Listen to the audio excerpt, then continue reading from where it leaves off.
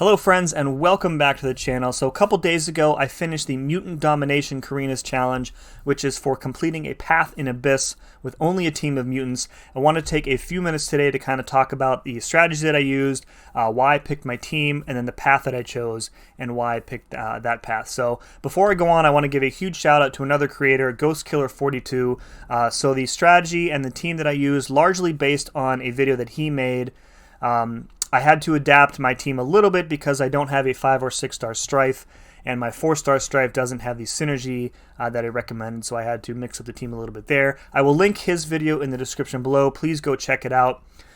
So the team that I ended up using is on screen now. Apocalypse and Professor X both at rank 3, Colossus and Magneto at rank 5, and then my poor little 4-star White Mags, not even maxed out. He's at like a rank 3 4-star. Only there for pre-fights anyway. So the reason that I went with this team is because I wanted to save a lot of potions on this run. By running full suicides with this team, you can save yourself a lot of items. The strategy there is that once you have Professor X ramped up to 4 charges, he has that synergy with Colossus that gives every other mutant on the team like a massive amount of poison resistance. So what this kind of enabled me to do is just farm a ton of 20% revives and go in with Apoc, who was going to do the bulk of the work in like every fight.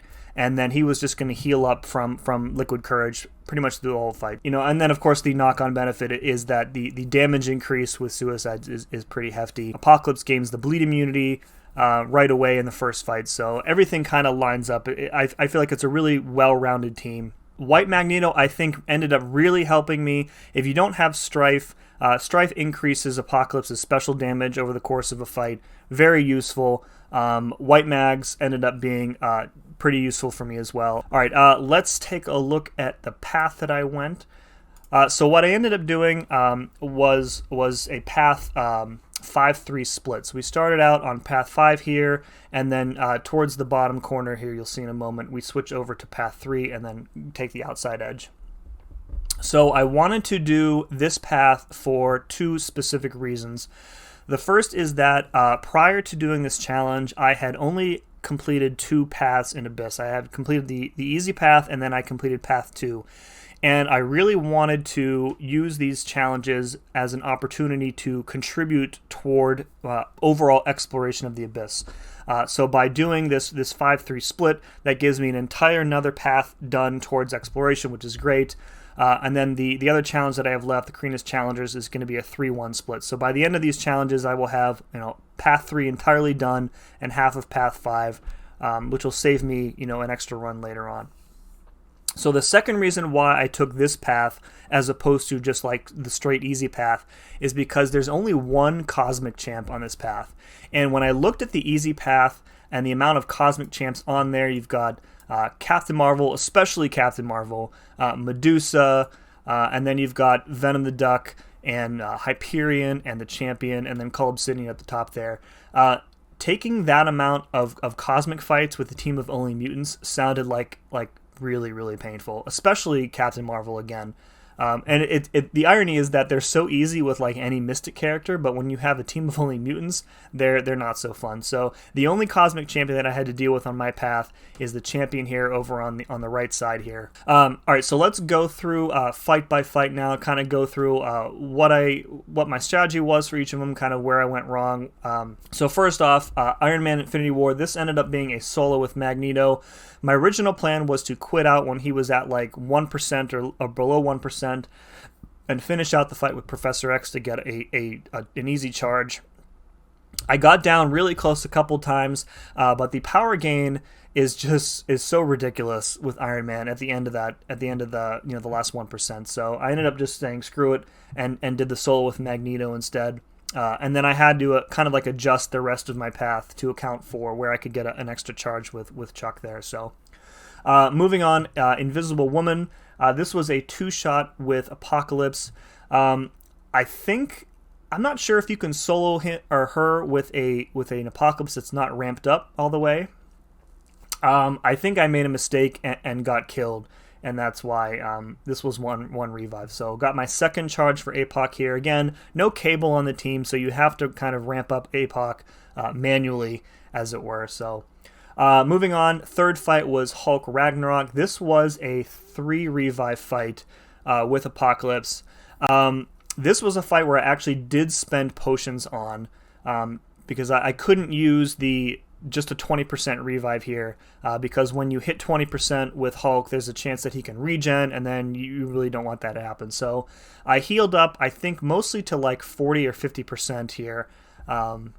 This fight was pretty easy. I didn't really have many problems with it. The 3 revives there, I was pretty happy with that. Not so happy with the next fight. So the next fight was Yellow Jacket, and I had a ton of issues with my inputs, my parries specifically on this fight. This ended up costing me 10 revives. It should have been way less. I missed probably 3 or 4 of those was because like a parry didn't work, and then he just comboed me and stun locked me, which was a theme on this run.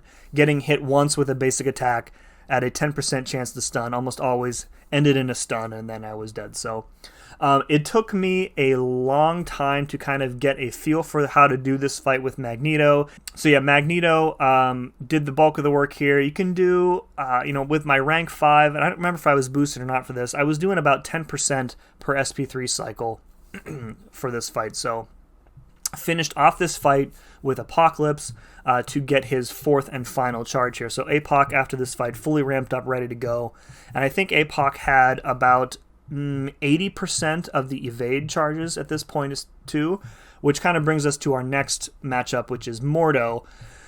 So Mordo was 1 team revive here. I think I went in with Apoc first, and then took an SP3, went in with Professor X. Didn't last long because I had Suicides on, of course. Suicide's not very good with Professor X, and then I just revived everybody with the team revive. So Apoc finished this fight basically parry heavy. Once you have the evade counter up, Mordo becomes pretty easy, and then when he is turtling up with his power gain phase, you can just hit him into his block and stun him to get rid of it there. He was unnaturally aggressive during his power gain phase. I think I took specials to the face twice when I was expecting him to just sit there and hold block. So that was a bit strange. Otherwise, really happy with 1 revive. Definitely way better than how this fight went on my Green Goblin run. All right, moving on. Let's move this up a little bit here. Moving on, next fight was Mephisto. Mephisto was 3 revives here. It took me longer than I thought to get the Incinerate immunity, which was a little bit of a problem. This probably should have been an easy solo. I just messed up a couple times. This was a fight where I did quit out at the end of it to get Professor X his 3rd charge. So I got a charge on Mordo, and then I got a charge here on Mephisto. So Professor X now has 3 of his charges. And again, every time you win a fight with Professor X, you're just healing yourself more with Apoc on subsequent fights. Really, really helpful. I cannot understate how important that is for this specific kind of run. All right, so the next fight here is Thor Ragnarok. I went in twice with Magneto. This was a total of 4 revives. Went in twice with Magneto, and his ability accuracy reduction from Magnetize really didn't seem to work for me at all here. So again, 70% chance to prevent the power gain from a debuff. Every time that I launched my special 3, Thor was getting the massive power gain from the bleeds after the fact. So even if it's a 30% chance, I was just missing every time, and I was like, I don't really want to spend additional revives, if I can't even get through like a single cycle of bleeds before he hits me with the special 3. So switched up the strategy a little bit here, turned off Suicides, and did the fight with Professor X in 2 revives with Professor X. Just mistakes on my part. I probably could have finished the fight in one go if I had played a little bit better. So yeah, I would say don't rely on Magneto in this fight. Just didn't really work out for me. If you run like Pacify, maybe it's helpful, but I really wasn't willing to do more mastery changes than I wanted to. So after this fight, I turned Suicides back on, moving down to Aegon. Aegon was a solo with Apocalypse. Really easy fight here. Your heavies are going to the bleeds from your heavies aren't going to have are not going to apply right away because of the way that the Abyss ability works for him. But regardless of whether they do or don't, they will always refresh your debuff, so you'll never have a problem with the debuffs not refreshing on your heavy. Really easy fight. He went down like pretty quickly too. So Sinister, another really easy fight with Apoc. This was one revive because I messed up and of course got stun locked and killed. So this should have been a solo. Really easy. So he was returning the poison, Apoc's poison debuff to me with the special one, but he never returned the degen. So not even when I had like the lower concussion, which is what, a 35% chance, I think. Plenty of special ones, plenty of opportunities. Not one of them returned the degen. So I don't know if this is like a bug with Sinister. He's supposed to return all damage over time effects to you. Whatever reason it didn't, I'm not complaining. Yeah, otherwise pretty easy. Moving on to Thing. Thing was another easy solo with Apoc. With the heavies and the bleeds, I don't think he got to 15 rock stacks like at all during the fight. Made it really, really easy. And that, a couple of those easy fights were nice to have after that really irritating Thor fight. So, Red Skull was next. Red Skull was a huge pain in the butt. 7 revives. Again, I was having some trouble like figuring out exactly when the best time to throw my special 3 was. Above 2 bars is the best time to do it because that's when you get the damage bonus. I was having a lot of problems like giving him too much power. So like I would take him, just below 2 bars of power, and then I would parry and hit him with like 1 light just to, eke myself over 2 bars. But then I'd launch my special 3, and he would be at 3 bars of power somehow. So I don't know why I was giving him so much power. So the strategy that I ended up switching to was basically getting him between 1 and 2 bars, and then tossing the special 3. And then, when the special 3 concludes, he's over 2 bars. And I think the bleeds were doing max damage. I don't remember the exact numbers on it, but that seemed to be the best way to do it. 7 revives probably could have been more. Similarly with Yellow Jacket, I had problems with parry in this fight, so there were times when I expected a parry to land and it didn't, and he clobbered me. Definitely could have been lower. If I had like a rank 3 duped Magneto, you can definitely solo this fight, I think, with suicides and boosts on. So, all right, next up was a fight that I was really, really worried about, which was Bishop. So Bishop's, there's no way to cheese this fight with my team. You go in with Doom, you drain his power, he takes massive amounts of damage, and you have a good time. In this challenge, there's no way to do that. And on top of it, my main attacker, Apocalypse, is going to bleed him on heavies, and when Abyss Bishop receives a bleed, he gets like a huge regen and then like a trickle of power as well. So the strategy that I went here was I built myself up through just normal basic hits, no heavies, up to just under 3 bars of power, launched the special 2, did another combo, launched the special 1, and then kind of just heavied as little as possible from there. I also switched my masteries up before this fight to turn on Max Despair. So with the 4 debuffs that you have from Apocalypse, plus the 2 bleeds per heavy, that's 6 total. That's enough to actually turn off his regen completely. So once you get those debuffs made permanent, it was pretty easy. He wasn't regenning really at all there, and then just kind of whittle him down. This ended up only being 1 revive with Apocalypse, which I was absolutely thrilled about. I thought this was going to be a showstopper fight for me. Really happy with how that turned out. So, all right, next up was Korg. Korg was in a solo with Apoc. Really easy fight. I used my second White Mags pre-fight here. And again, with the regen from the Liquid Courage poison, I didn't even have to worry about like playing around the Thorns damage because Apoc was just constantly healing up. And in this fight, like Korg's Rock Shield is gone before you know it. And he takes, a extra, he has like naturally lower energy resistance, so Apoc specials do a lot more damage than they normally would. A lot of hits to spare here, really no problem here. Happy to have that soul as well.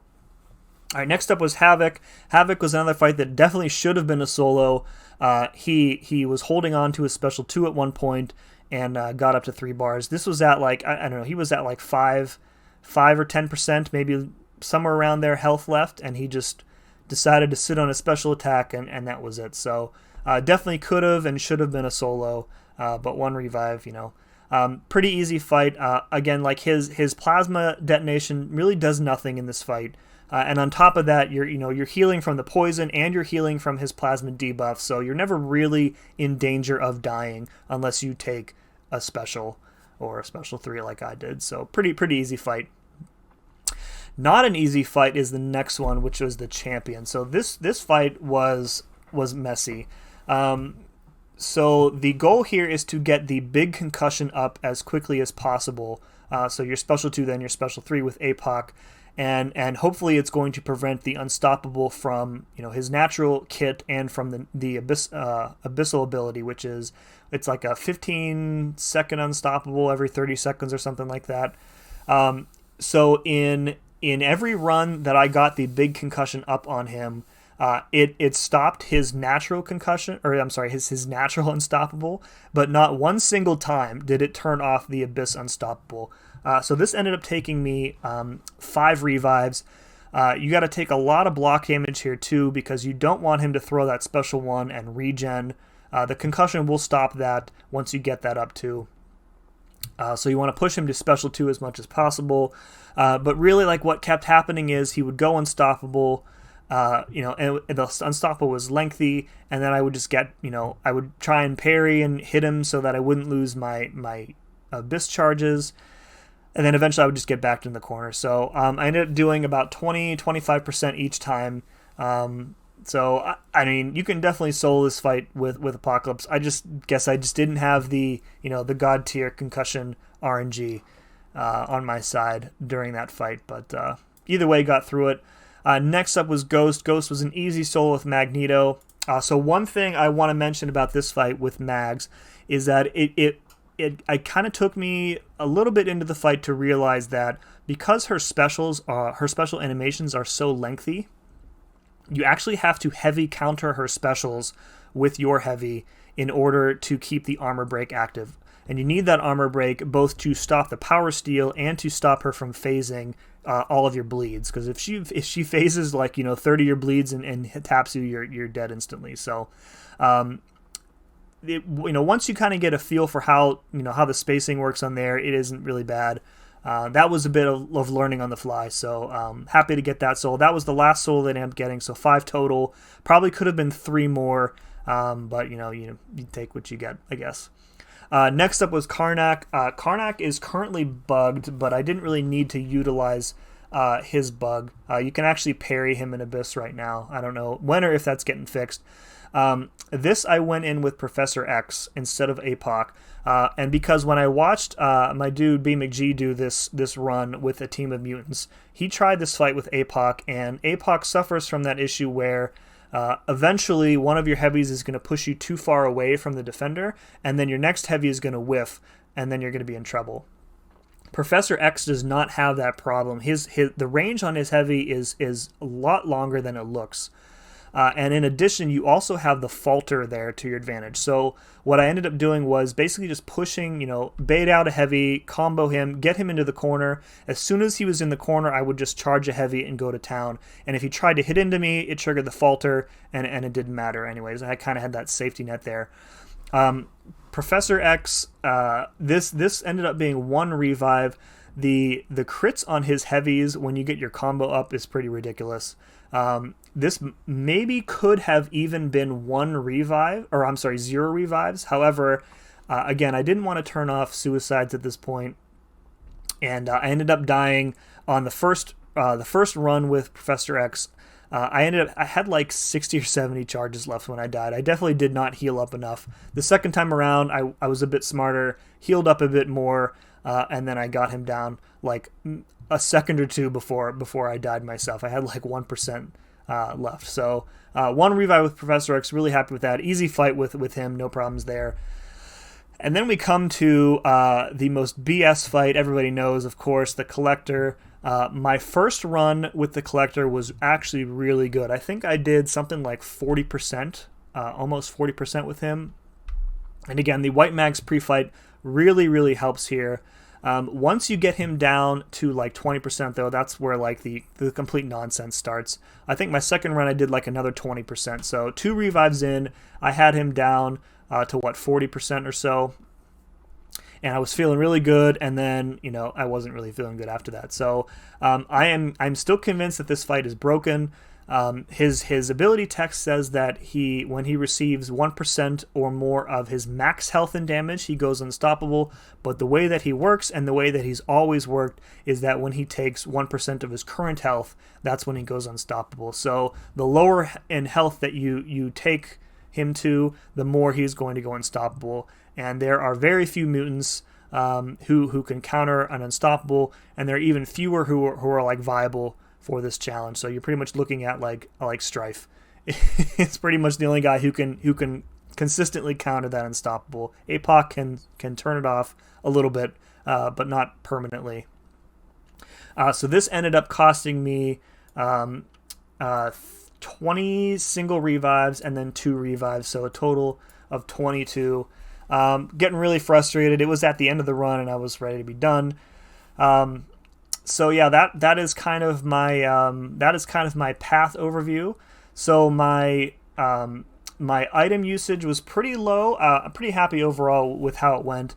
58 total single revives. A lot of those were from mistakes that I made, so that can definitely be lower for you. Some of them were from input issues, so you know your mileage may vary there.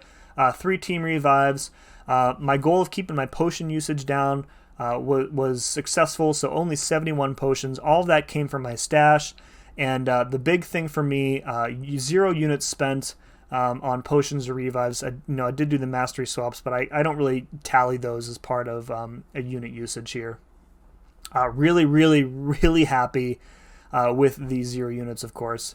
5 solos, could have been 8 again, but it is what it is. Yeah, so that is it for this one, guys. This is a bit of a lengthy video, of course, so thank you for sticking with me if you have. If this helped you or you liked it, please let me know by hitting that like button. If you have any questions about teams or strategy or any fight that I took in here, please let me know in the comments below. And as always, thank you very much for watching. We'll see you again next time.